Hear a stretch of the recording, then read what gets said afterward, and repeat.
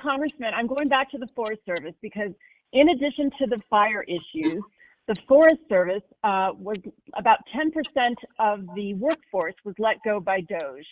These forests are where your constituents and the tourists who we all rely on to support local businesses come to hike, fish, hunt, dirt bike, camp, and ski.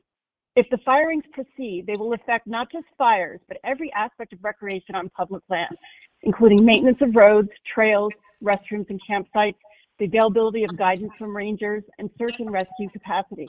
And those who live near public lands will be affected even if they don't use them. Rural areas are particularly vulnerable to both fire and to the economic fallout of lost jobs. How are you planning to protect these jobs and protect our access to these treasured national forests?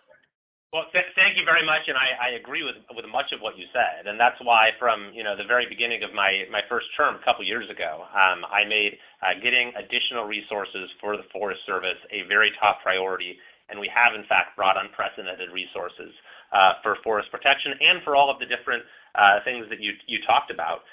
So I will continue to make sure that we advocate for that. And I don't think there's been any sort of 10% cut. We've been monitoring reports as they come in, and we've been highlighting where we see things happening that are not good for our district and for our forests, where where those things happen, so that we can make sure that appropriate changes are made. And then finally, I'll note that I think I mentioned this earlier in the call. We just sent a letter last week about the national park issue, in particular, that we really need to get those parks staffed up. And so we're asking for the administration to provide the individual parks direct hire authority, so that they can get the resources that they need and the personnel that they need going into these peak seasons. And finally, I'll also mention that just this last week, we passed a bill to fund the government and actually keep the government open. And this ended up being a bipartisan bill.